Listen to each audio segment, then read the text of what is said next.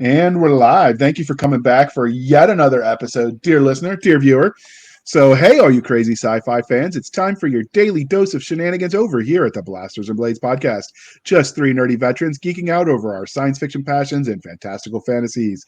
A place where magic is king, the sky is the limit, and space is the place. The podcast that puts the fun in dysfunction.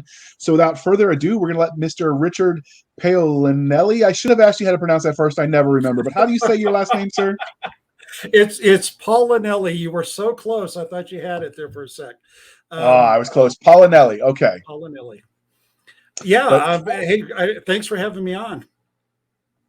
Yeah. So can you tell the listeners who might not know who you are a little bit about you?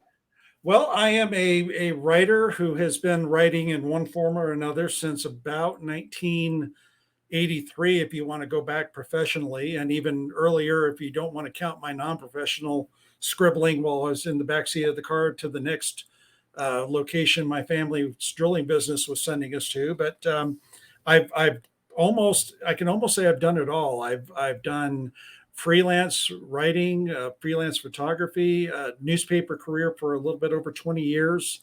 I was the lead writer for a comic book series in the 1980s. And after I got done staying up till 2 a.m. working newspapers and got tired of that, I went back to writing fiction. And since then, I've written, I think we're knocking on the door of about 11 novels, 2 nonfiction books, and something like 20 short stories that have shown up in anthologies over the years. Wow. Okay. I was expecting something like you like long walks on the beach and, margaritas at dawn. Yeah, I wish I had time for a walk on the beach, to be All right. So the next part of the introduction, dear listeners, how we found them. So as you know, well, you don't know, we're recording this at the beginning of August. So, it's in the middle of summer. No matter what jurisdiction you find your kids in, they're probably not in school. So we had a lot of authors have to cancel all at once for various daycare needs. It happens. And so I reached out to Declan. I was just, Declan Finn is a friend of the show. Bemoaning the fact that I was struggling to get some episodes last minute. And he goes, "Oh, I can get you 5 interviews." And he posted something on Twitter, and I had a bunch of introductions, and August is now booked. So, and if I wanted to, I could book probably September from his list, but I'm trying to leave those free because, as you know, Dragon Con is upon us. And so we are going to try to do all those interviews that we do every year with the finalists where they can tell us all the sob stories about what they're going to do if they win the trophy and how they'll solve world hunger and stuff. I don't know. That's Doc's deal, but she really, really, really likes it on account of she volunteers there year after year. Well, which, incidentally, if I could just jump in real quick, I was sure. I was a finalist in 2017. So to all of especially the first-time finalists this year, congratulations, guys. Enjoy every minute of it. And yeah, it kind of sucks when you aren't the winner, but just remember you're a Dragon Award finalist, and that is amazing, and that can never be taken away. So congrats to all you guys. Absolutely. And I was going to say that's, as you noticed recently, dear listener, Doc's been away for a few. She has been doing her Dragon Con preparations because it's silly season for them. And if you pay attention to world events, the border's a little crazy. And our co-host, Nick Garber, he has that Homeland Security stuff going on with Border Patrol.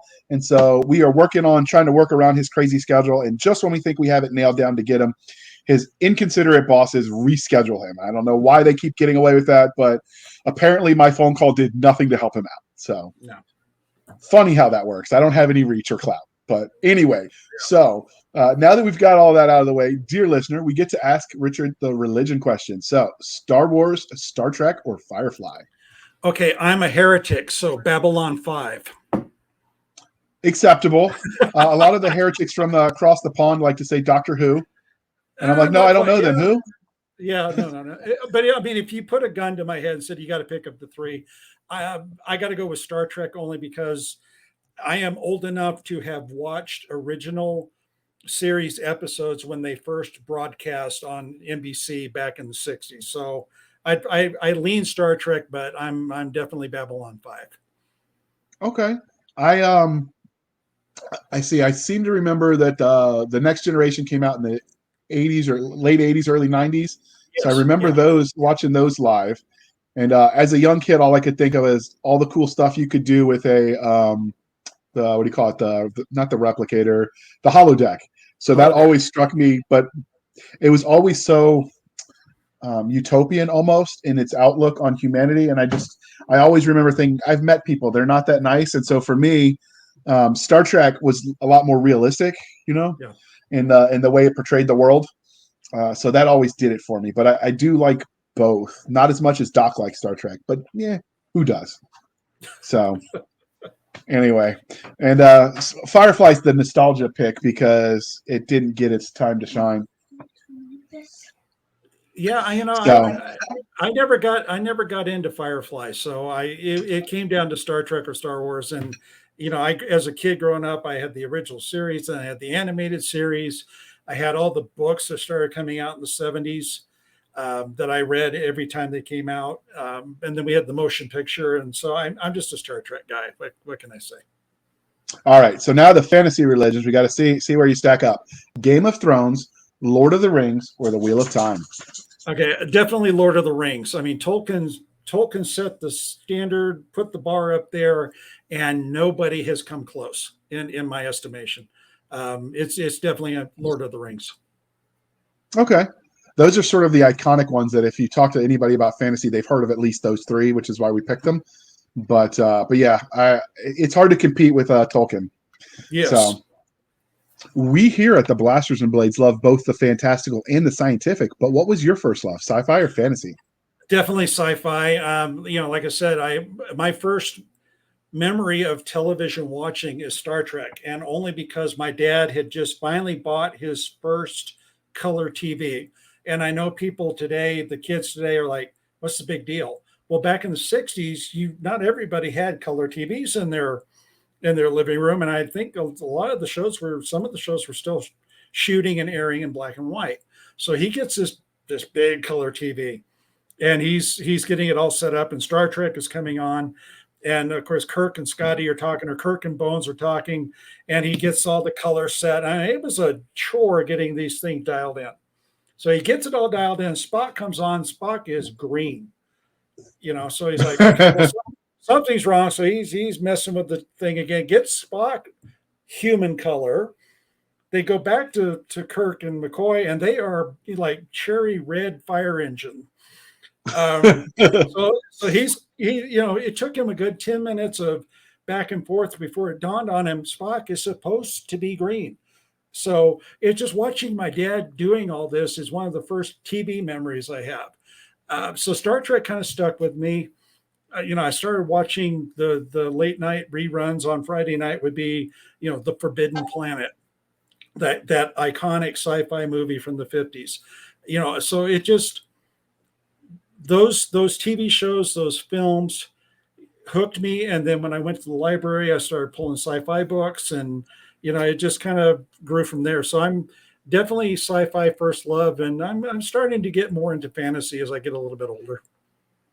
Okay. The Forbidden Planet I've actually seen too. So it's some of those classics I've been revisiting just because, when you've got young kids that are impressionable, sometimes you want things that they can learn to enjoy the genres you enjoy, but aren't going to make you answer uncomfortable questions before they're ready. So I've been revisiting some, although I learned the hard way with my oldest that just because it was made in the '80s doesn't mean you can automatically assume R is like a modern PG, because sometimes you were surprised.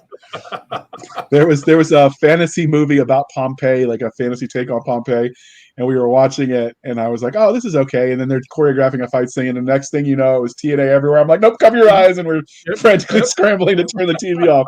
I'm like, I guess that R meant R. So yeah, it's sometimes an adventure. It's a different system over the years, but yeah, it's. I'm trying to remember. There's a movie that we were watching. It was in the '70s, and I just complete blank on it, but it was pretty good sci-fi. And all of a sudden, like you said, it's just TNA everywhere, and it's like, okay, let's change channel. There's kids in the room. Let's go something else here. So yeah, you have to be aware of the difference in the ratings over the years. Yeah, and that's not something I even considered. I just made the generic assumption that if it was on TV back then, it's safe. and that is not always true. And then you got to factor in what country it first aired in, because European standards and American standards aren't always the same. Yeah, there's a difference. They get all wonky about guns, and we get all wonky about body parts, and so you kind of got to know what your poison is. So, what was your first memory of sci-fi? Was it that Star Trek with your dad, or were there games or books before that exposed you to it? No, it was definitely that evening, watching Dad just going nuts trying to get the TV fixed, and it was, I think it was in the last season of Star Trek, so I never really saw the first two seasons until they hit syndication, and they started running. In our case, I think there's a TV station out of the Bay Area that came down to where we were in the Valley, and they started showing it in the afternoon right before Captain Cosmic, which was a kids thing that they would do. So that kind of reintroduced me to it, and I was able to catch up with it. And then, like I said, I went to the library, and James Blish had taken all of the episodes and novelized them, and so I was able to read those, and he did a really good job of filling in some stuff to make those episodes even better. So it's just, Star Trek started me on sci-fi. I got introduced to H.G. Wells through the 1950s movie, which is nothing like what Wells wrote, but it got me started, and it just kind of grew from there. So that's actually something we've talked about organizing for a fireside chat, which is sort of like almost like a con panel, but instead of it being like, author around the row answer, it's more of a open conversation. We started doing, but we want to do some and focus each episode on the various fandoms. So like Star Trek and Star Wars, and where possible, get some of the authors that wrote some of the books on to talk about the nerding out with the stuff they loved. But how much of a purist are you? Do you mind watching the original episodes that were black and white if they colorize them, or do you want them to stay as they were? I years ago I would say I want to see it in color so it looks real, but I've grown to appreciate the time and effort that the cinematographers put into making the black and white look as good as it did, with the lighting, and it kind of helped create the mood and the atmosphere. There was the original Outer Limits, which ran back in the 60s, were in black and white. And there's a episode called Demon with the Glass Hand. And I don't think if you colorize that it would look as good as it does in black and white. It's a really kind of a dark episode, as far as it all takes place at night. The main character is being chased by these guys with very pale faces and black circles around the eyes. It just, the whole thing with the mooding. So I'm kind of becoming more of a purist with, if it was shot in black and white, leave it alone. Okay, I can dig that. I actually remember watching the first black and white show I watched was the Will Robinson, Danger Will Robinson. I'm drawing a blank on that one. Lost in Space. Lost in Space. Yes, I remember watching those, and I've seen some of those. I don't know if it was done by the studio or if it was done by fans. I've seen some of those episodes. The original ones get colorized, and it takes something away from it. But I'm not. I think it would depend on the show and how the quality of the conversions. Yeah, some of the early colorized, where they took some of the older movies and colorized them, you can tell it just doesn't look, it doesn't look natural.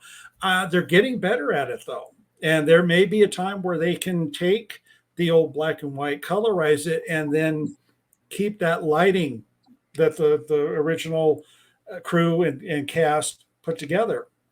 If they can do that, I might change my mind. But right now, I'm kind of like, I want to see how it was originally shot.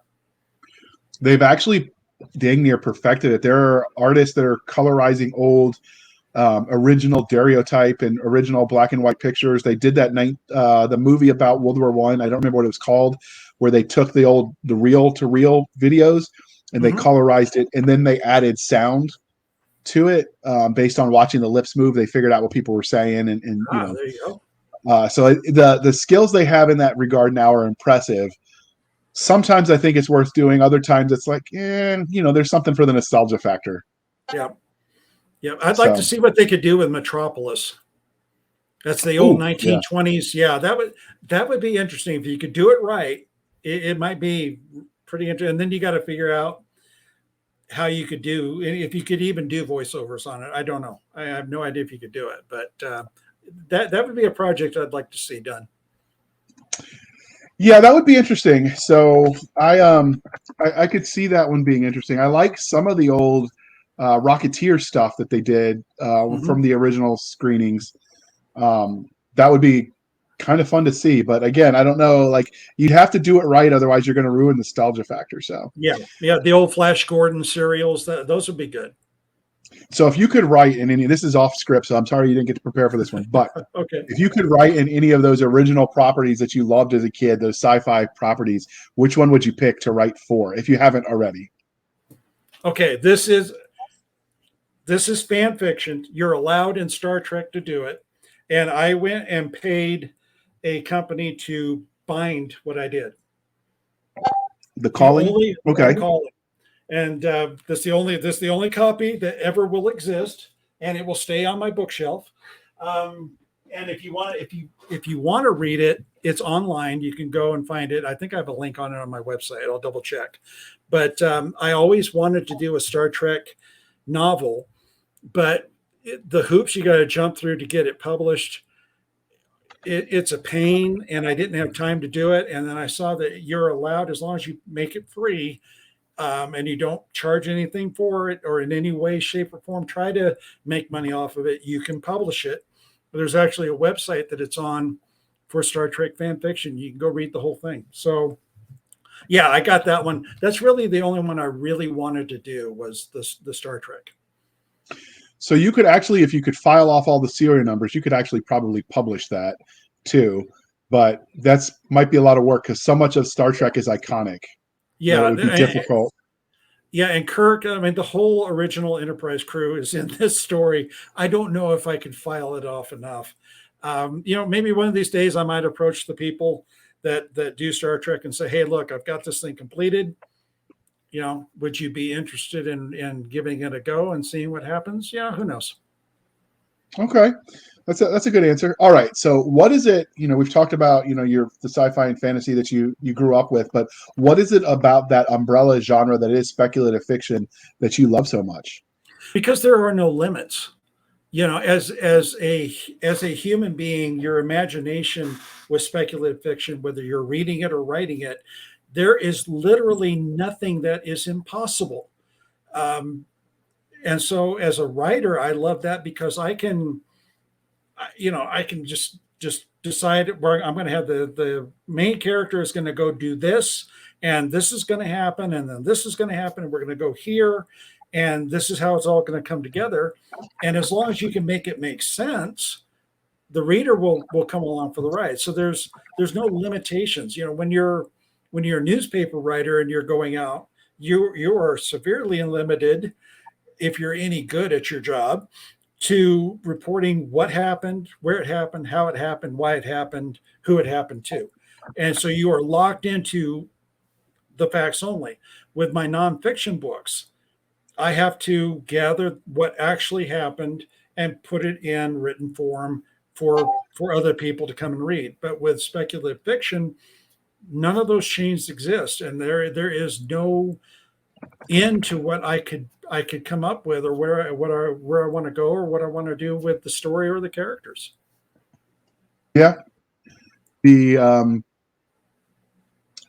the journalism does sort of limit you, but I will say, having met other people that started their writing career doing that the old-fashioned way back before, both sides turned it into activism, and we're apolitical here, so we will leave it at that. But at one point in time, journalists were, at least in theory, impartial, and they had to use economy of words because the internet didn't exist, so you were limited by words, like word space, Mm-hmm. and so they had to learn to be very succinct, and that's a skill I do not have. Sometimes I'm very wordy. My editors hate me for that. So Mm-hmm. like it's an impressive way to hone the craft, I think.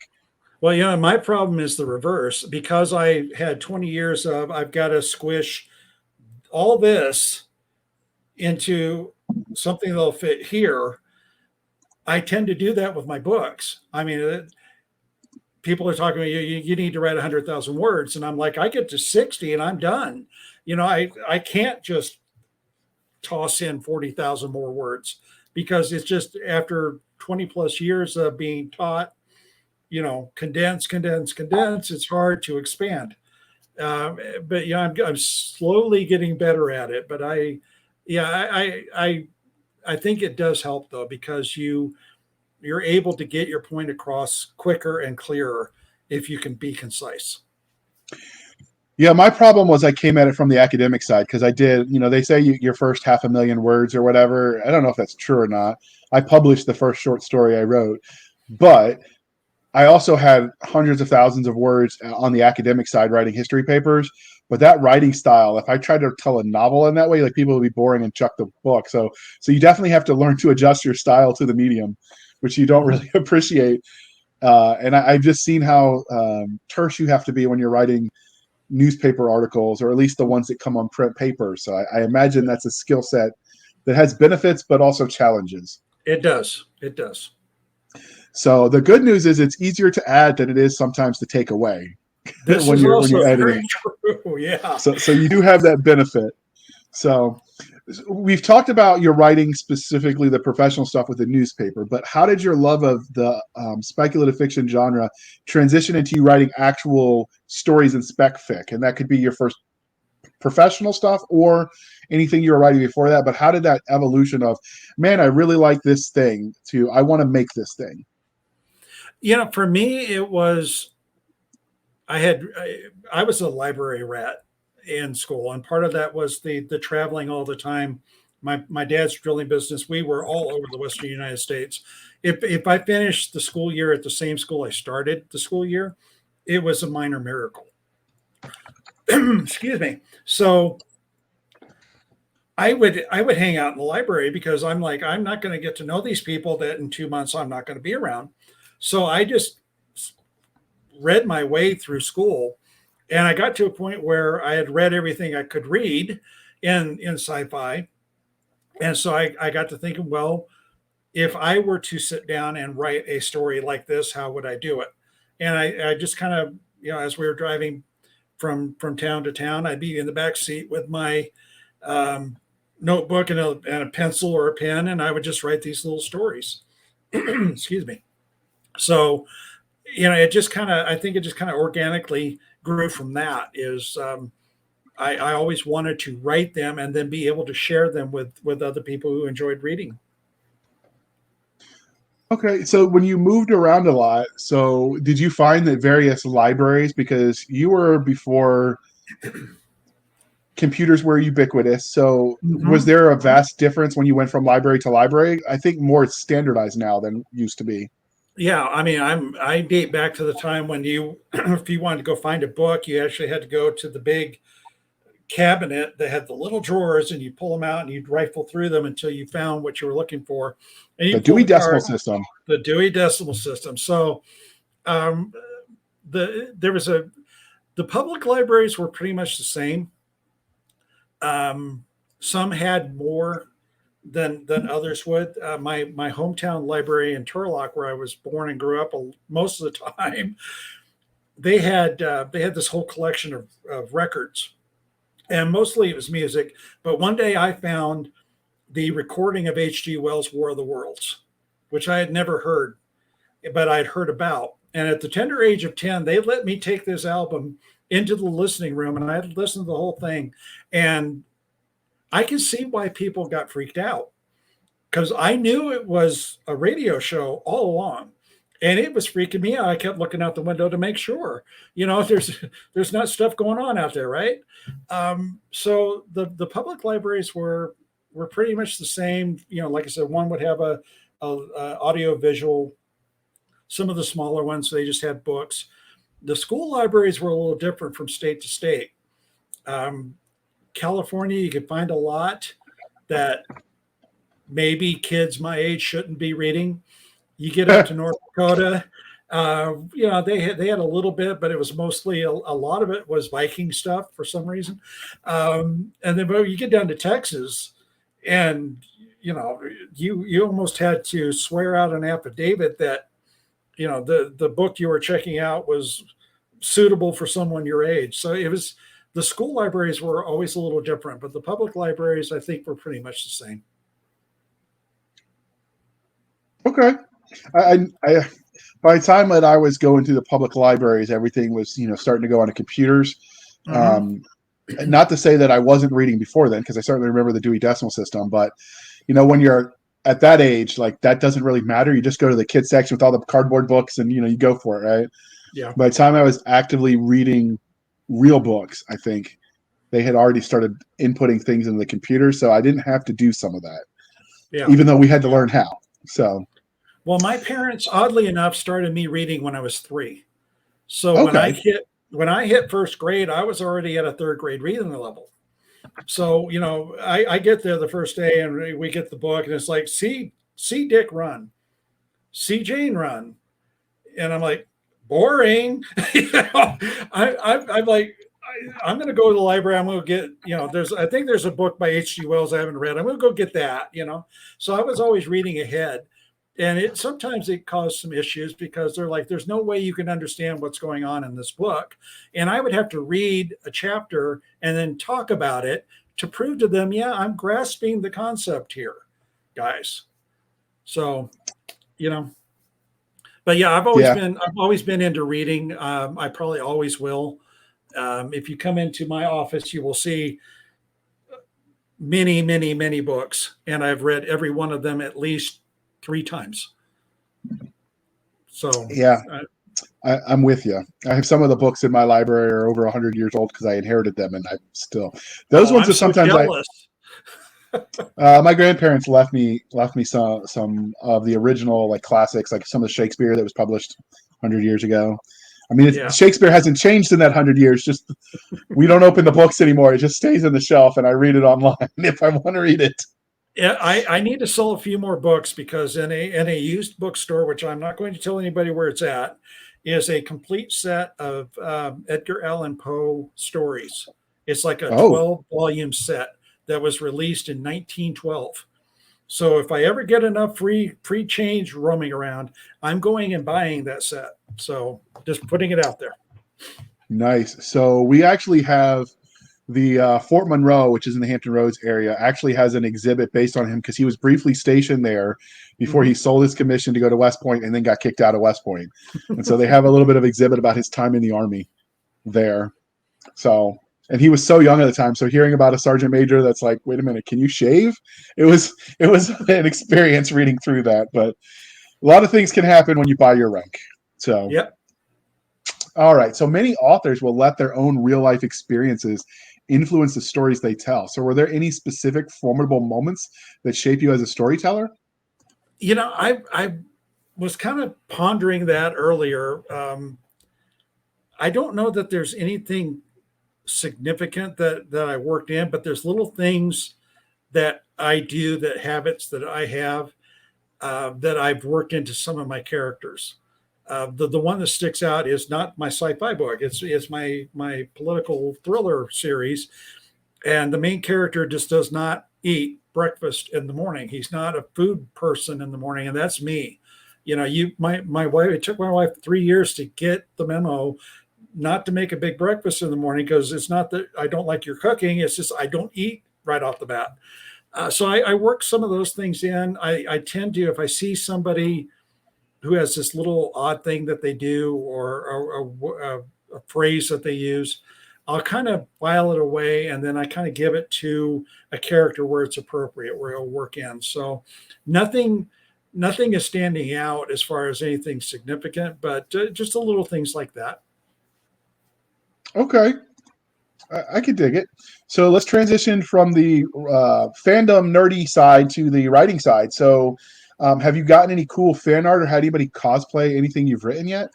Not yet. And if anybody does, I have a newsletter, which I think we'll have a link to. But you can go to my website and you can click the link on the sidebar there, or you can contact me and send it to me. I'd love to see what some people would come up with for Escaping Infinity, which was the one that I was the 2017 Dragon Award finalist for, because there's some stuff that goes on in there. That I would love to see what a fan would do. Just because it's so wild. I think somebody with a really creative mind and who can do better than I can.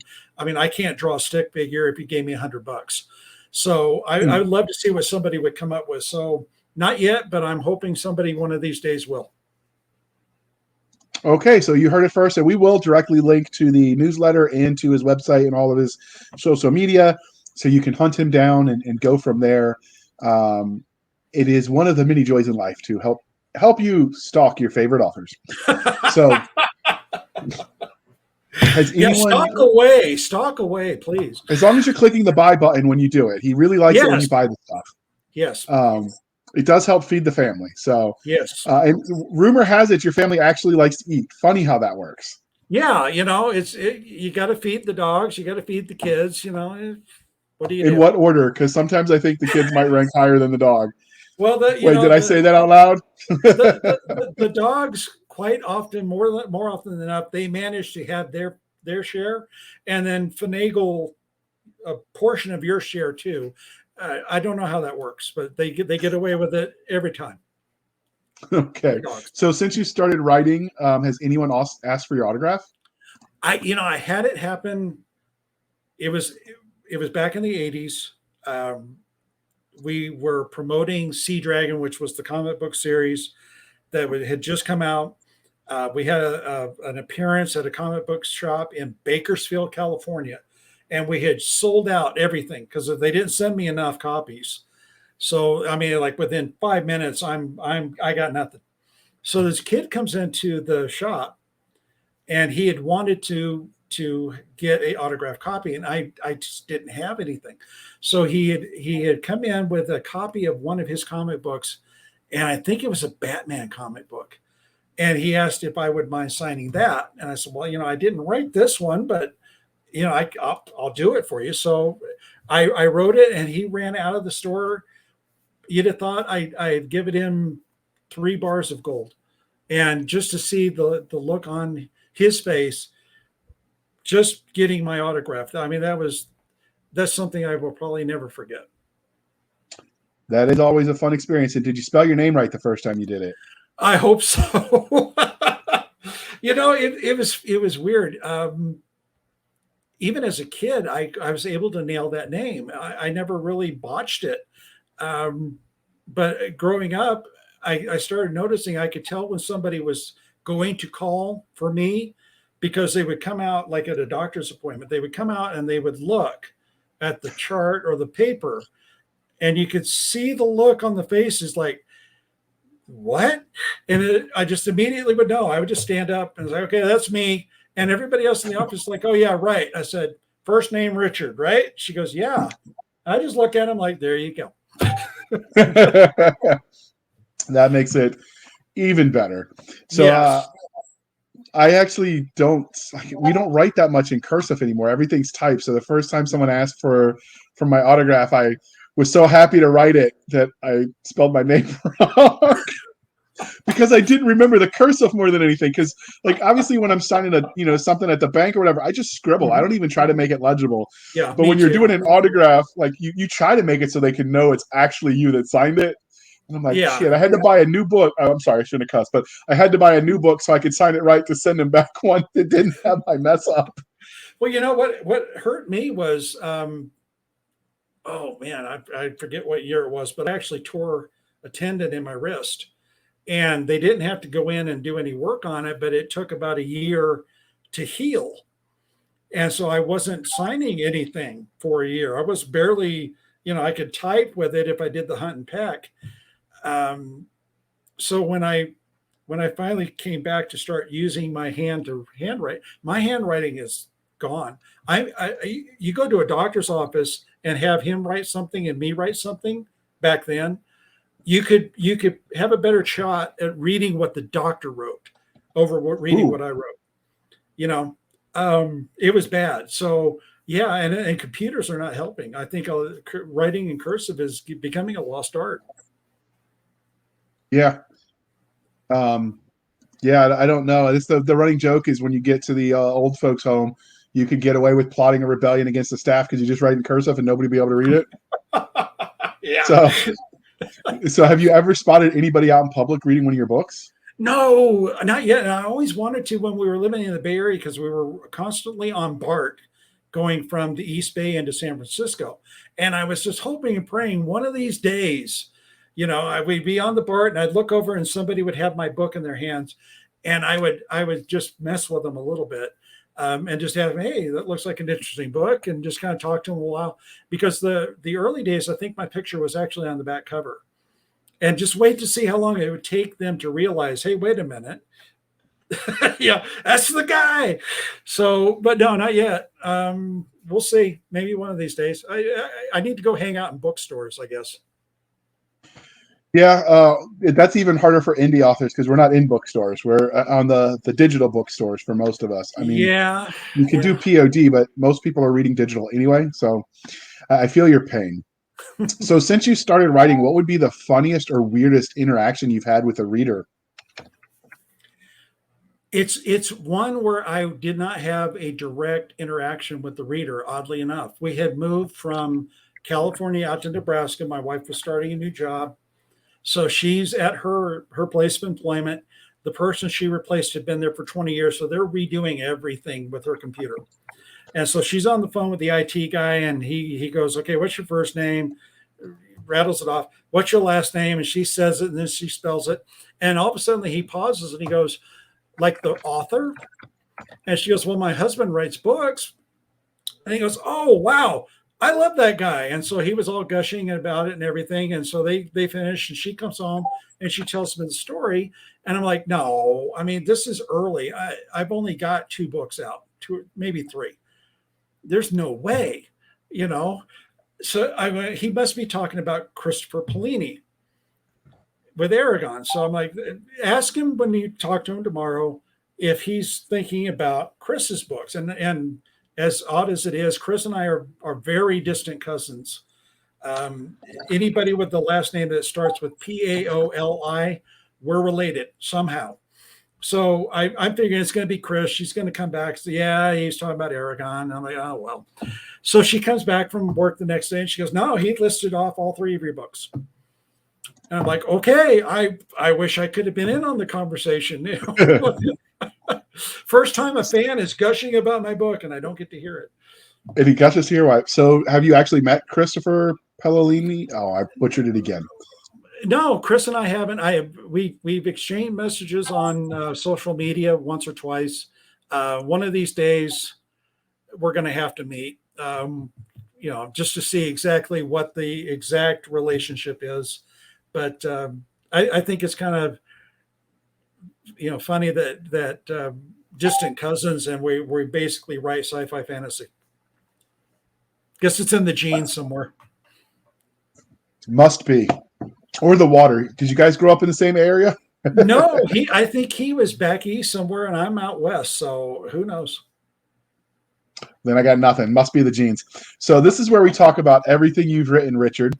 So can you give us the Reader's Digest version of your body of work? Well, I started out wanting to be traditionally published. So my first 3 books were the Del Rio series, which is a political thriller series. The main character is Jack Del Rio. For the football fans out there, yes, I named it after him. And there's actually a little joke in the book, in the first book, Reservations, where we jokingly reference the connection. When I wrote Reservations, Jack had retired. I thought he was done with football. And right after Reservations came out, he comes back as a head coach. So anyway, I always liked the name. I thought it fit my main character. So I actually have exchanged messages with him to let him know, and he's cool with it. But that was my, I thought I was on the traditional track. Kind of didn't like what I saw once I got behind the curtain of traditional publishing. And in late 2016, I dismissed my agent. I dismissed my publisher, and I kind of launched out on my own as an indie and released Escaping Infinity, which went on to be a Dragon Award finalist. I thank everybody who nominated. I don't know what you guys were smoking, but thank you. And since then, I've written When the Gods Fell. I'm going to have to turn around and look real quick. That's pretty bad when you've got so many you can't remember them. I've just started the Star Quest Fourth Age series with Galen's Way and Galen's Blade. Like I said, I've got 20 short stories that have made it into anthologies. So, it's. I look back at the last 6 or 7 years, and I still can't figure out how I've gotten that much written in that time period. That is impressive. Before we dive any deeper into the book that brought him here, we're going to pause for a moment while we shamelessly shill for the man.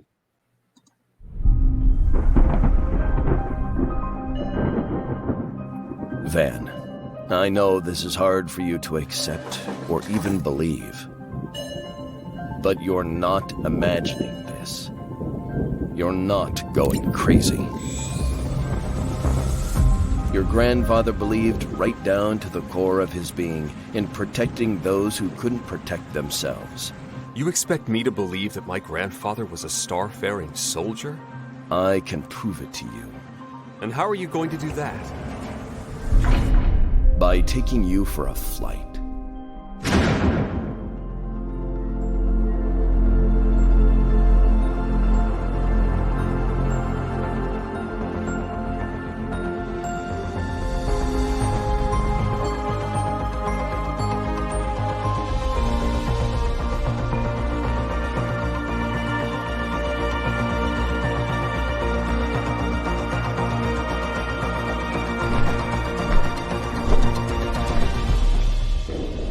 Whenever you're ready, Van.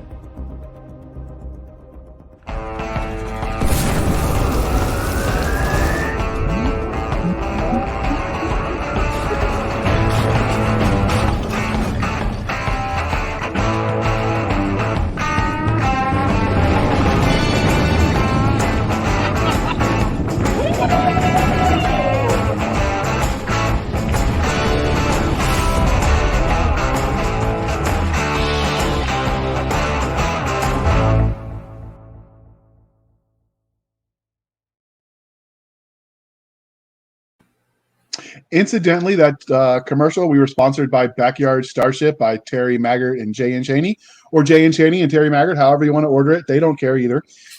He's a finalist for the 2022 DragonCon Award for best military sci-fi. So this episode will air in time. If you hear this and that sounds interesting, read it and then vote for it, or any of the other finalists. It's not too late. I just added that book to my to-read list, so there you go. Yeah, that commercial, books aside, I'm ready for them to make that into a movie, and I haven't read the book yet because Cheney did good. I don't know who he hired, but they did good. So we talked about the books that you've written, and while all of it sounded fascinating, today we wanted to interview you about Galen's Way. So is that how you say the title? That is correct, yes. So where did you get the premise for that universe? How did you come up with the idea? Well, I wish I could take full credit for it. It's basically a story concept that I had that I originally titled The Princess and the Pirate, and I had wanted to do a space opera. So I had this idea percolating in the brain. And then I had John C. Wright on my podcast back in 2018. And John mentioned that he had created the StarQuest universe, and he was going to write it was supposed to be 4. It's going to be 6 books in it. And he had this huge Bible he had written. There were 12 ages of StarQuest. He was going to be in 12th, and he was going to open it up to any author who wanted to jump in, go through everything he'd written down so you didn't violate what he had set, and you start writing. And as we were talking, that story idea just kind of snapped into place. So I put it together. I shipped it over to John and his wife, Jachi. They looked it over. I think there was one thing I had to change because it was in direct violation of what was going to be coming later. And, Galen's Way and the Fourth Age of StarQuest was born. And I'm having a blast writing in it because again, it's the reason for being in speculative fiction is there's no limits here, other than I just have to make sure I don't do something that John has said can't happen in his. But we're with Fourth Age, it's just the human race, and there's not a whole lot of trouble I can get into. So I'm in pretty good shape there. But it's just being able to write in space opera and have it be a part of what's going to be a multiple author universe like this is just something I can't pass up doing.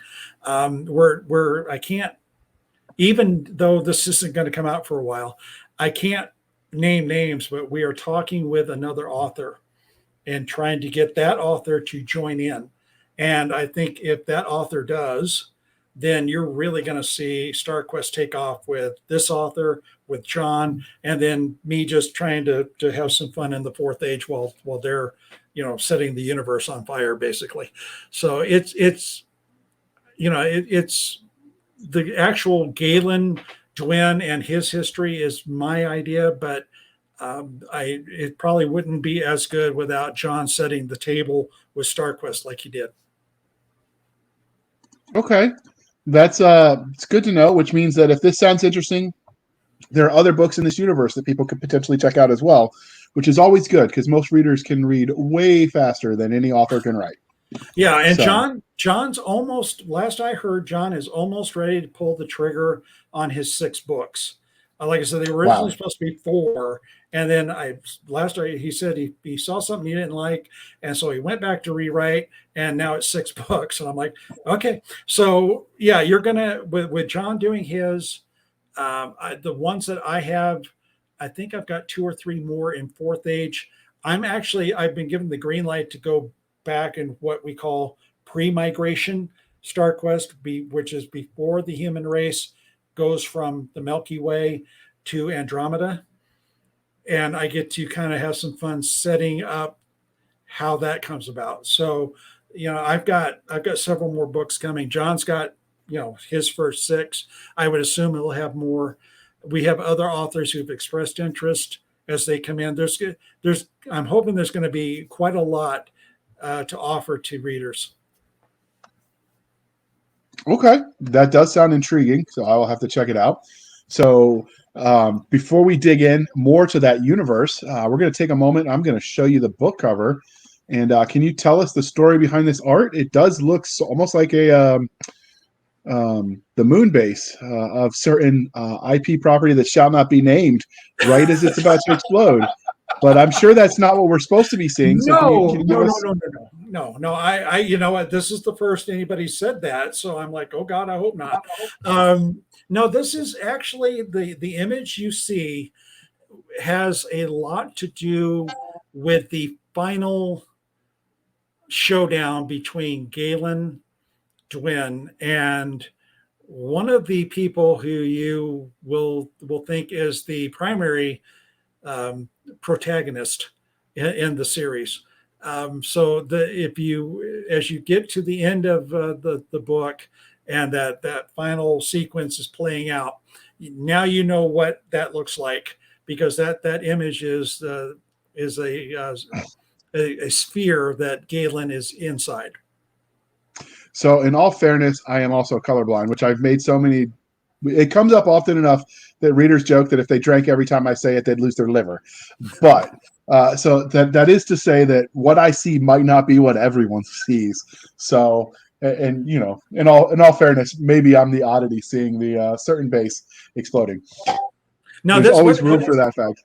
This is a buildup of energy at the center of the sphere.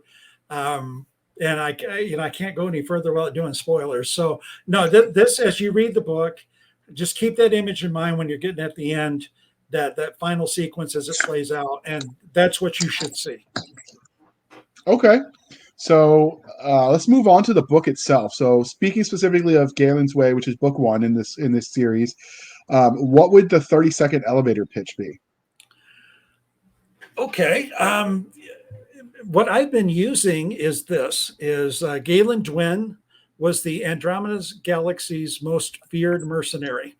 He's been hired to rescue a kidnapped princess from a fortress planet. For her love, he will stand alone against against a growing evil empire. That was the word. Talk about going brain dead there for a second. Yeah, basically that's the 30-second. Okay, I will take it. So would you say this is more space opera, or would this be more actual romance, or is the romance incidental?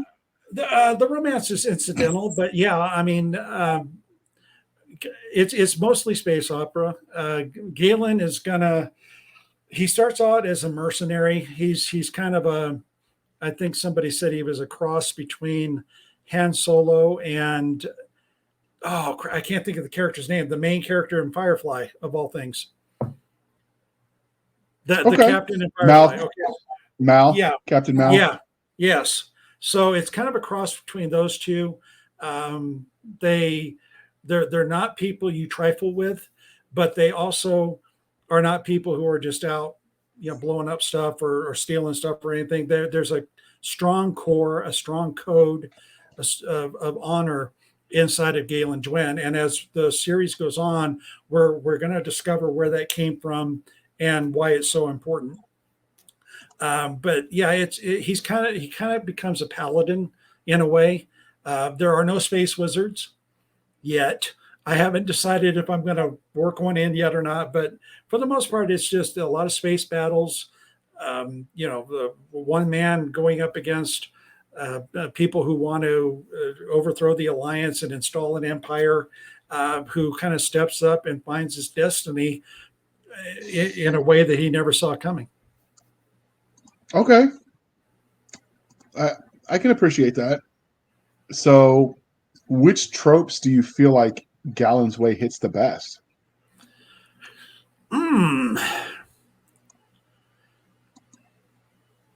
Well, I think with Galen, definitely the lone soldier of fortune maybe might be the best way for him. He was in the Alliance's military, left it, and the running joke is that when he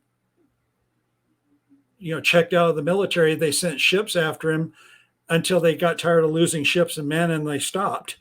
That's where he becomes this most feared mercenary. It's the military can't even handle him. Nobody else wants to. But you also find out that he's not lawless. It's just he's kind of his own person. So it's kind of I guess the old Western series, Have Gun Will Travel, is what I think of when I think of Galen. He's just Have Gun Will Travel in space. Okay, I can appreciate that. So what genre or subgenres? You've mentioned space opera with some shades of romance. You've mentioned that a little bit of a Western vibe, but other than that, are there any other genres or subgenres where this fits into, do you think? A little bit of military sci-fi, I think. Not too heavy into the military. There's a lot of political intrigue, which for some reason or another, I tend to work into all of my stories. I had a reviewer say that I do that well. So why mess with something that works? So there's a lot of political maneuvering. There's a lot of backstabbing. You've got people who you think are your allies. All of a sudden, they jump ship on you. You're dealing with a lot of betrayals. You've got people who you wouldn't think you could count on who step up and do amazing things. So there's a lot of little things that are going on in the books that I think just it's like adding a little spice to the stew here and there, a little different spice. Okay. So do you think the inclusion of the political element is a residual from your time being a reporter? I don't know what beat you covered as a reporter, but do you think that's some of it? No, actually, I was a sports writer. I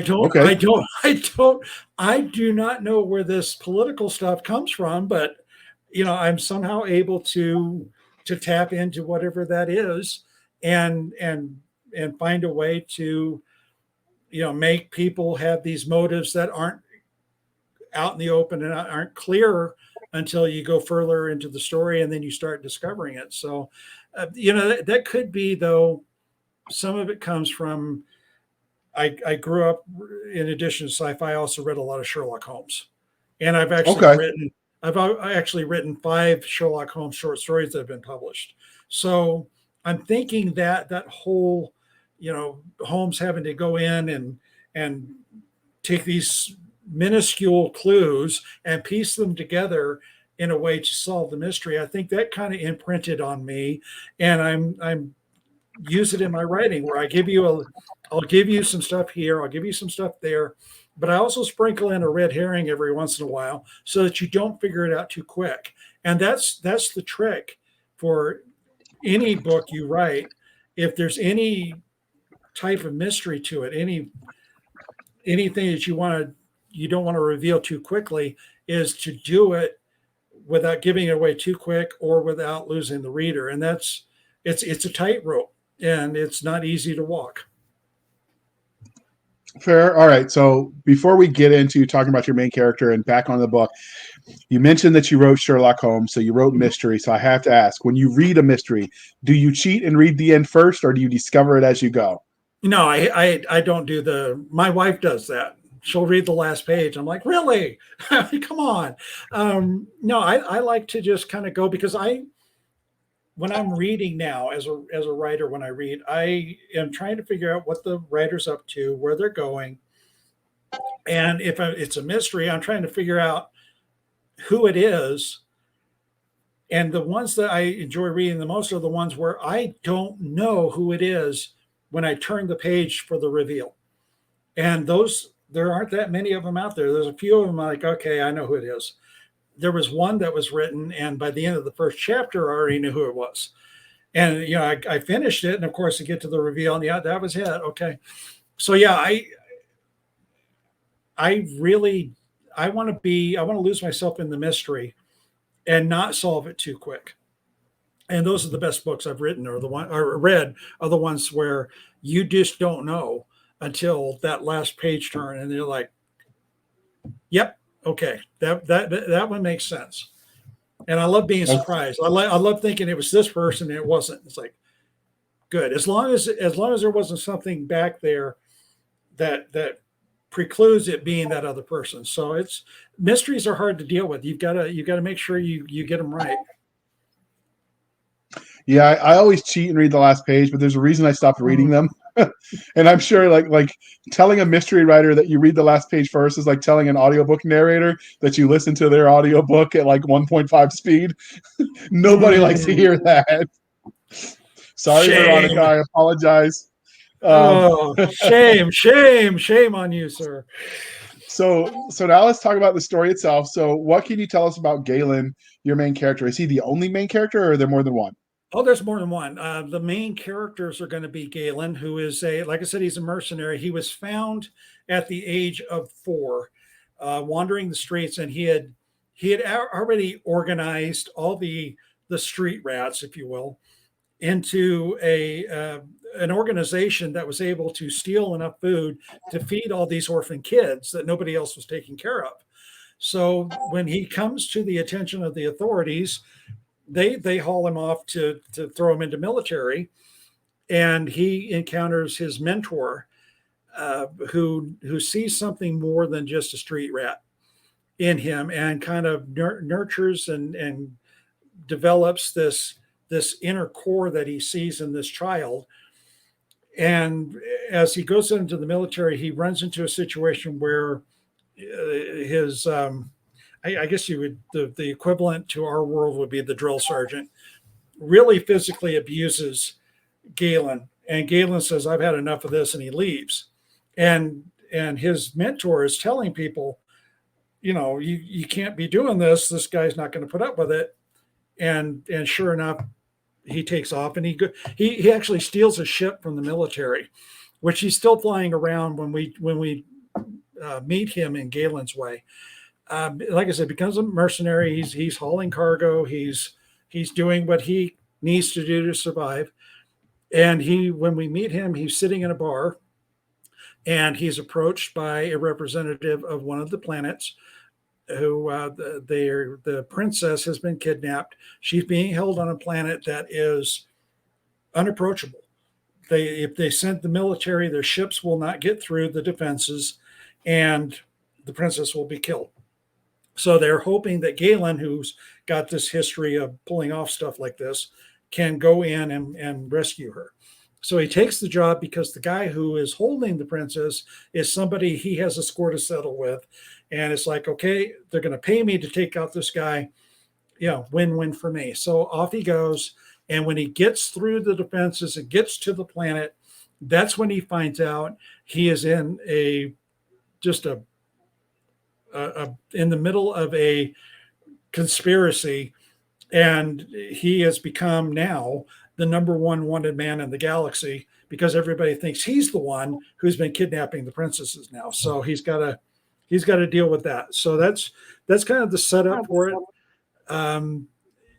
The other main character, one of the princess, the one he's hired to rescue, is Rhiannon, and she becomes a very primary character, and I really enjoy the character arc she is on. And there's one more character. It's the AI for Galen's ship, and that's Cassandra. And I can't say much until you've read Galen's Blade about her, but I think people are going to like her character growth and the arc I've got her on as well. Okay. So how do you go with giving a character, and this is always a tricky thing, with the character as powerful as he is, from stopping him from being so OP that he's a Mary Sue or Marty Stewart or whatever you want to. Well, that was the whole point of putting him through. He's got the military training. He's got several years of being a mercenary and doing some of the things that he's done. And he has developed this attitude of, you don't mess with me or there's a price. And so I think I've set up his backstory and told his backstory enough to where you kind of say, okay, he would be capable of doing some of the things that he's doing. And then I'm dropping little nuggets that will explain some of the stuff that he's going to be doing and why he would be able to do as we go. So I get the Mary Sue thing where you just don't want to snap your fingers and all of a sudden he's this powerful force. There are some things that, especially as with the next book after Galen's Blade, which will explain what's going on with him. So it's not going to be, he just inherited these powers. This is something that has been building up, and his training has added to. Okay, fair enough.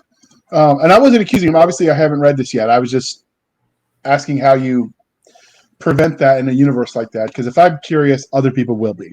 And I don't like the character that's just walking along eating an apple, and then the next page they can alter the entire universe by snapping their fingers. That makes no sense. So yeah, it's something that I'm very conscious of, and making sure that everything that happens is explained within the StarQuest universe. And I have the benefit of knowing what's in John's original Bible, so I'm drawing on it a little bit, and I'm hoping that as people read his books and then they come to mine, they'll be like, oh, okay, yeah, all right, that fits into the StarQuest story. Okay, so were there any secondary characters that were especially memorable when you wrote this story? Well, I don't know if I make them secondary. There's Rhiannon's parents, the king and queen, and then the representative from her planet is Harmul, and he's interesting. We'll put it that way. So he's gonna have an interesting arc as well. And I'm being very careful because I don't want to give spoilers out here. But there's him. There's another character who's kind of a minor character that's going to have a little bit more of a role later on. He kind of runs a bar. If you want to go the Star Wars route, think of Lando Calrissian. His name is Jacques, and he has nobody knows for sure how many wives he's had. but his bar is named the Bitter Hag, and nobody is sure if it's named after the fifth or the sixth wife. Didn't he know in baseball 3 strikes you're out? No, he didn't learn that lesson. So does your character have any bad guys that they have to confront without giving any spoilers? And if so, what can you tell us about them? Well, Harmul is one. There's the character that is behind the fortress planet, who is a smuggler, but he's the opposite end of the spectrum. He's just a bad guy. There's no redeeming qualities about this guy whatsoever. When Galen confronts him, I think everybody will be more than pleased with how that plays out. But no, I mean, I'm trying to. I don't want to go too crazy with characters so that people are losing track of who's who and what's what. So I would say there's probably about 7 or 8 people that you really need to pay attention to. That does make it easier. So speaking of characters, so as authors, we do horrible things to the people we write about. So if they ever met you in a back alley, how would they treat you after the hell you put them through? Well, my Del Rio character would probably shoot me. And I would probably go, I'd probably record right before I die. I had it coming. I don't know. Galen, I'm not sure what his reaction would be with me. Because I think what's coming for him, I think is something that he'll embrace. And he will be, I think he'll be good with what I do with him. There are some characters, especially the protagonist or the evil or antagonist. I'm sorry, and the evil characters. Those people, I tend to not give them easy deaths when I dispatch them. So some of them would probably be a little bit irritated with me. That happens. So that would be the downfall of most authors, I think, actually meeting their characters. Some more so than others. Yeah. I mean, George R.R. Martin, he's dead in 5 seconds. Yeah, I think I would be taking cover from Del Rio. He's probably not too happy with me right now. So, all right. So let's take a peek behind the curtain. So were there any cool scenes or ideas that you cut from this book that might be entertaining for our listeners and viewers? Well, there's the scene where Galen as a child is first taken notice of by the military. Is called the Badavan. And they decided they're going to bring this kid in and straighten him out. So there's a chase scene where they're trying to catch this kid who knows every nook and cranny, every grate that's just big enough for him to slide into that the bigger adults can't. And so they're chasing him all through this town, trying to bring in this little kid. And you got all these big, burly, armed to the teeth soldiers that cannot haul him in. I had thought about putting it in Galen's way and didn't, but it might sneak its way into a later book, just as kind of to add to the backstory. Okay, that definitely sounds interesting. A lot of times, some of the prequels can be hard because obviously, certain characters aren't going to die. So I think for a good prequel, you either have to have that one character and then everyone else is up in the air because you only know about one if you use everyone else as a new cast of character, or it's one of those stories where it's not so much the outcome but the journey and the adventure that makes it entertaining. It sounds like this would be one of those cases where it's the adventure and the journey that makes the story as opposed to the outcome itself. Yeah, I agree with that. All right, so what can you tell us about the universe that this story fits in, the StarQuest universe? It's John just sent me the updated Bible, and the last time I looked, it was like almost 200 pages. So if he's updated this thing, oh my God, I may be taking a week off just to read it. The great thing about StarQuest is it's set way off into the future. The premise is that there was a dark force coming into the Milky Way that would destroy all life. A advanced race of beings swoop in, take all of humanity out of the Milky Way, and move us to Andromeda, far away from the reach of this dark force. So by the time we pick up StarQuest First Age, so much time has passed that the human race has forgotten they came from Milky Way. It's almost, mythology that there's this other galaxy that we came from, and nobody believes it except for some crazy scholars who have these, texts and found stuff in a cave and things like that. So it's almost like we've got the human race as a reset, and then you just kind of go through these 12 ages. By the end of the 12th age, and I'm trying not to give away too much, we have finally discovered all the other races that were already in Andromeda when we popped in, and dealing with it. The human race has highs and lows. They become the dominant species. They're at the other end of the spectrum, they're the trash, that people just walk on as they go by. So it's amazing how he laid out each age and what each species is doing. And for me, in fourth, the human race hasn't discovered that we're not the only ones. We still think we're the only ones in the universe, which is good for me, because then I don't do anything stupid and create a species that doesn't exist, for John to have to deal with later.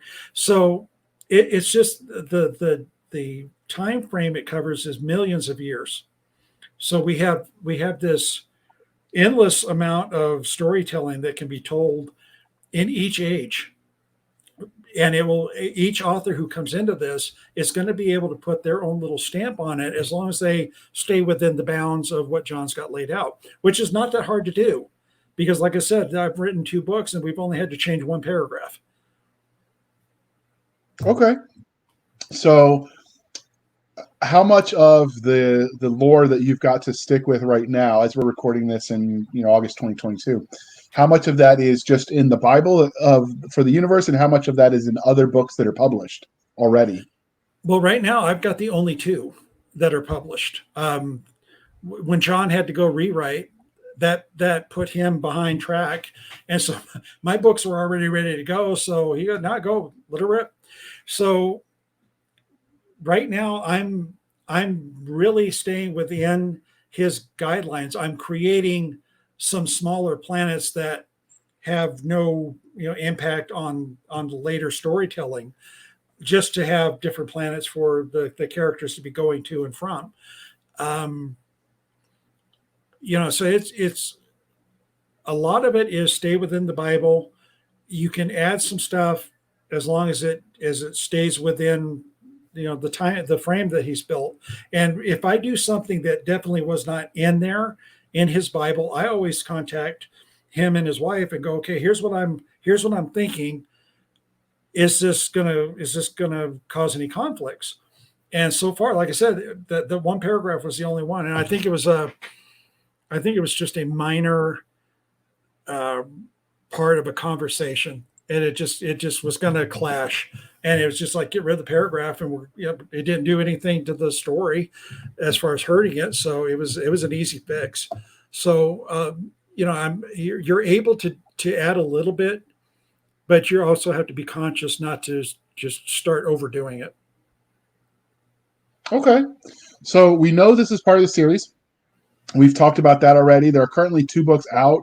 But where do you expect this series to go? How long do you think your series will end up being? Well, for fourth age, for what I'm going to write, and the other thing is, if an author wants to come in and play in fourth age, they're free to do so. They'll have to stay within what's been set down. But who knows? Somebody might come in and they might take one of the other planets, or they may take one of the other characters and run with it. And that would be fantastic. But for myself, I can see 2 or 3 more fourth age books. I can see about 3 of the pre-migration books, because I've already set the stage in the prologue of Galen's Way for the pre-migration stories that I'm going to write. So for me, maybe 5 or 6 more books that I'm pretty sure I'm going to write. And then who knows, something might click and I might go, hey, okay, this will make a good book. Let's add that in. Okay. So how much, obviously you can't give spoilers and you don't want to think, but how many books are already planned? So there's your 2, that might be 2 more, and there's 6 in the universe creators world, but is there more already planned, or is it just sort of, you're going to see what comes about? Well, right now I've got 2 out. I've got 5 or 6 planned. Then there's John 6 that should be out hopefully soon. I don't know what he's got planned, if he's going to drop into the other ages. I just know he wanted to get the first 6 in for 12th age. I know of 2 other authors who are working on projects. One is in 7th, and he and I actually got together and I planted a little nugget in my story for him to pick up on in 7th age and run with. So I'm waiting to see what he comes up with that. So there's 2 more possible. And like I said, we're talking to an author. I can't give out names, but if that author comes in and John gets going beyond what he's done, sky's the limit on how many books could come out in the series. Okay. So are all of them going to be narrated? Obviously, I'm sharing because it's the biggest image I could find and it was the clearest. But this is currently out in audiobooks, narrated by Dan Ryan. But is the rest of the universe going to be audiobooks as well? Well, if I could find somebody to narrate Galen's Blade, yeah.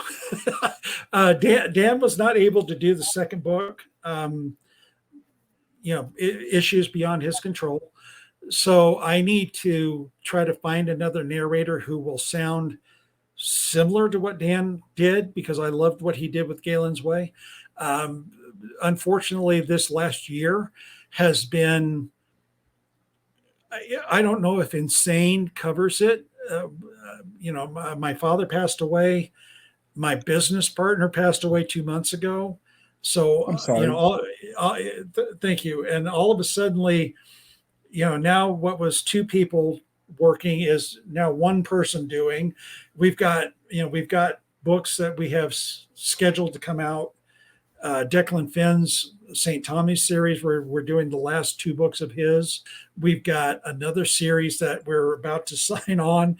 So right now, trying to find the time to do an audition and try to find narrators is kind of down on the list, but it's definitely something I want to get to. I don't know. I would love to have John narrate his books, but that's something he's going to have to decide if he wants to do. Okay, well, there's actually, and I can't want to name him, but there's a couple narrators that I know of that listen to this podcast. So if you're listening and you want to audition, his contact's in there. This might be your chance to expand your horizons, so to speak. Yep.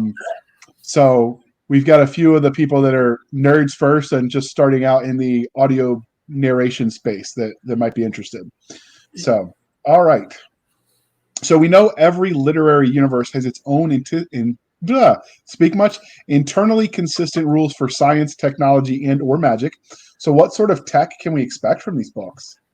Well, you have blasters, you have spaceships of all sorts and sizes. You have something called the Armageddon Sphere. And you'll have to read the books to find out what that is. And don't think just because how Galen's Way ends, you've heard the last of those little beauties. They're coming. They'll be back. You have a blade, which is the Badavan blade, which actually, if you watch Babylon 5, Marcus's that little pole that he uses, it fits in the palm of his hand until he activates it. Something similar to that, but the blade where you can kind of hold it in the palm of your hand till you need it, and then it opens up into this razor sharp monster blade that will cut you if you even so much as look at it. So you've got that. I know in 12th age we start getting a little bit more into the magic of the universe. But that's spoilers that I really can't share. And you'll have a little bit of some tech that could seem to be magic in my books. But I'm going to leave that up to the reader to decide, is it tech or is it magic? So do you at least have somebody telling the person with the blade that he'll poke his eye out at least once? No, unfortunately, we are introduced to the blade when Galen is being ambushed in an alley by 4 people who should know better, but decided that he looked like an easy mark to steal the money that he just got paid. And he does everything he can to warn them to just turn around and go home. And they decide not to listen, and they find out that a Bhadavan blade is not something to trifle with, especially when it's being wielded by someone who is as talented with it as Galen is. Okay, well, there's a certain Christmas movie that ruined the Red Ryder BB gun for all of us. So Yes. now, when I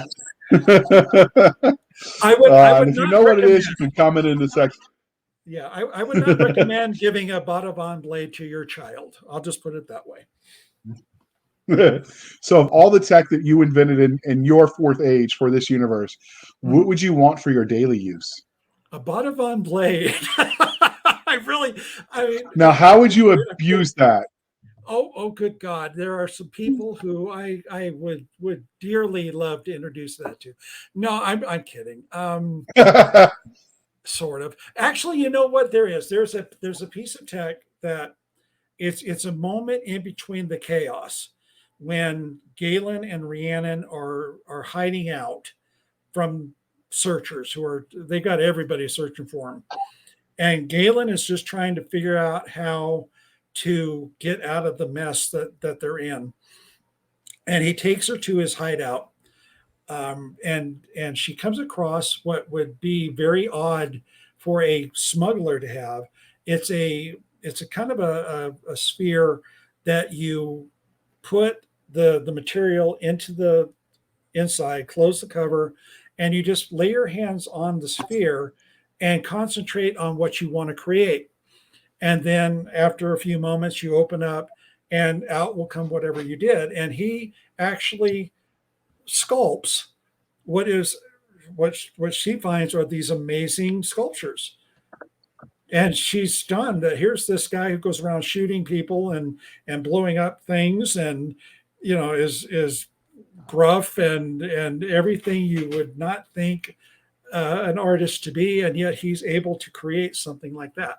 So I would love to have that, because my artistic skills would have to improve to suck. I'm not that good at it, and I would love to have something where I could just think of what I want and it would be created. Okay, so we know that the universe has aliens in it, but your series is in an age where they don't know that. Yeah. So I'm going to ask this more broadly of you as... Go ahead. No, I was going to say, yeah, in 4th age, it's just the human race. But we are introduced to the alien species that moves humanity to the Andromeda Galaxy in the prologue. They're not very well described. It's just kind of referred to. John's 12th age, you will have all sorts of aliens and creatures, and see, I'm getting into spoilers, so I say that one. There's a lot going on in 12th age. If you want to see aliens and bizarre creatures and species that just don't match what we would think a species should look like. Okay, so I'm not going to ask about for this universe, because we sort of addressed that, but for any other works that you've created or you might create, when you do create your aliens and or fantastical creatures, how do you go about doing that? Do you let your nightmares inspire you? Let Mother Nature? Do you create something out of whole cloth? Like, what's your strategy for creating these beings when you do write them? Well, the very first sci-fi novel that I wrote and published was Maelstrom. And part of the story is that Europa is terraformed into a small planet, but there's no human life living on it. But the creatures that were sea creatures at the time when this terraforming happened, and it was quick, many of them died off, but some of them were able to adapt. And there's actually a species of what are called what are described as mini polar bears. So I love polar bears. If you were to look at my office, there are polar bear pictures everywhere. So I wanted to create a species that looked like little tiny polar bears waddling around, but they also have the telepathy and telekinetic powers. And the main character will encounter these guys, and his first thought is, a polar bear is talking to me, and he can't. And the creature is like, "What's a polar bear?" So I use that. There is one creature in Escaping Infinity that is created from a nightmare, and that's the giant blue bear with the fangs and the claws and blood red eyes. That actually came from a nightmare that was part of the inspiration for Escaping Infinity. So when you're reading about the big bear, that's this big giant blue teddy bear I had a nightmare about. Okay, that is a good answer. So clearly this interview is winding down, but before we wrap this up, was there anything about Galen's Way that we didn't ask you that you wanted to tell us? No, I think we pretty much covered everything. I mean, it's I hope the readers who read it and who continue on with Fourth Age and hopefully continue on to all the other Star Quest books that are coming out.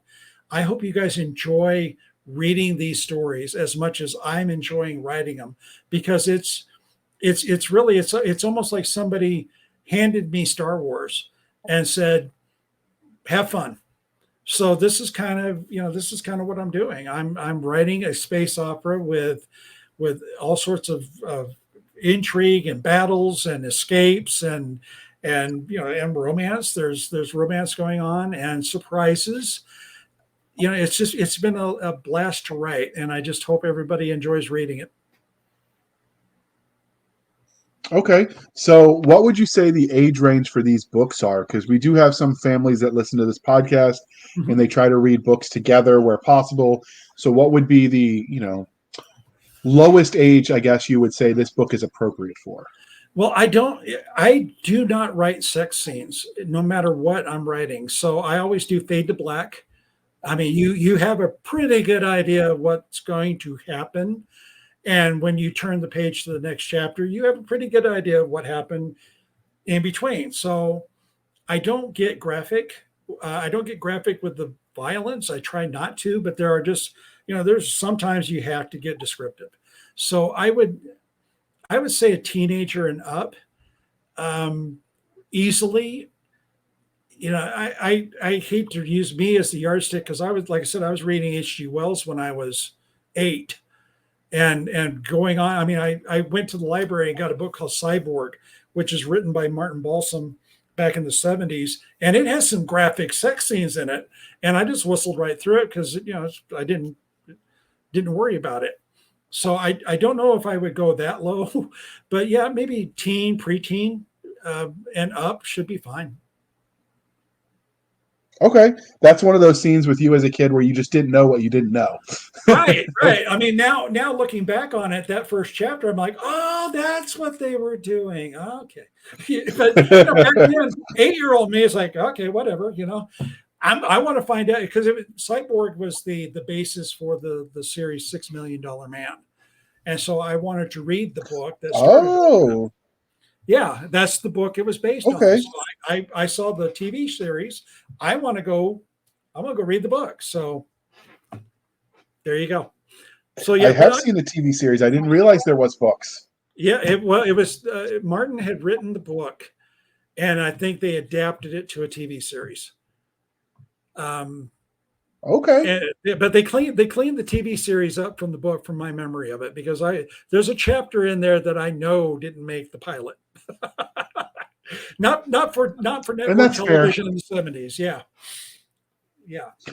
So before we let you go, dear listener, I would like to remind you that your reviews matter. So please be kind and speak your mind on the reviewing platforms. They help the right readers find the right book. So do your part, and the authors appreciate it too.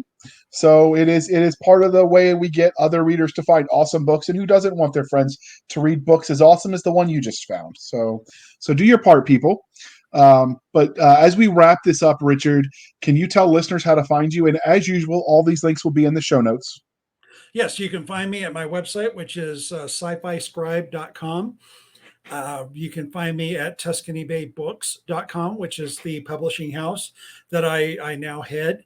And you can also find some other writers of some books. We've got some great stuff coming out. You can find me on Twitter. And you can find me on Facebook. In fact, we're actually setting up some pages and some groups for me and for Tuscany Bay. So we're out there on social media. We're going to be adding some stuff as we go. I have a newsletter, which is on my website. There's a link on the sidebar. You click on that, it'll sign you up. And if I remember right, we still have a free ebook attached to that. If you sign up, you should be able to get the free ebook. And if you sign up and you don't get the ebook link, send me an email and I'll take care of it. Okay. And you can find us, dear listener, on Twitter at twitter.com/SF_fantasy_show, Sierra Foxtrot _fantasy_show. You can email us at blastersandbladespodcast@gmail.com, blastersandbladespodcast@gmail.com. I promise we do check it. We have a Facebook group where all the shenanigans happen at facebook.com/groups/Blasters and Blades podcast. Again, /groups/Blasters and Blades podcast. We have a website over at anchor.fm/blasters-and-blades, anchor.fm/blasters-and-blades, where you can support the show for as little as 99 cents a month. You can help keep the lights on, or you can support the show more directly at buymeacoffee.com/author J.R. Handley. Again, buymeacoffee.com/author J.R. Handley. Be sure to put in the comment section that it is for the podcast, and I promise I will keep my co-hosts, Doc Cisca and Nick Garber, swimming in coffee until their liver explodes and their bladder hates them. And they would tell you that they're not quitters. So let's see what the breaking point is, people. Coffee or bust. But, this wouldn't be the Blasters and Blades if I didn't ask you this one parting question, Richard. This is the most important one we've asked you all night. Pineapple on pizza, yay or nay? Yay. Okay, Doc put you up to this. You're fired, never coming back. That is the wrong answer. This is the reason we put it last, because I don't want to hate the guest in the middle of an interview, but that's clearly the wrong answer. When I first was introduced to pineapple on a pizza, the Italian in me went, oh no. And I finally tried it, and I like the pineapple on the pizza. Sorry. So the American in you said, oh yes. Oh yeah. Oh yeah. There we go. All right. Well, dear listener, go ahead. Oh, I was just going to say, yeah, it's maybe there's some Hawaiian in my ancestry I just don't know about. But real quick, I think there'll still be time to vote for the Dragon Awards when this comes out. So if you haven't yet, please go and vote for your favorite in the categories. I know every author on that list, every creator is going to appreciate every single vote they get. Absolutely. And this will air in time for them to vote. The voting will not have closed yet. So do your part, people. Thank you for spending some of your precious time with us. For Nick Garber and Doc Cisca, I am J.R. Handley, and this was the Blasters and Blades podcast. We'll be back next week at the same time, where we'll indulge our love of nerd culture, cheesy jokes, and all things that go boom. And that's the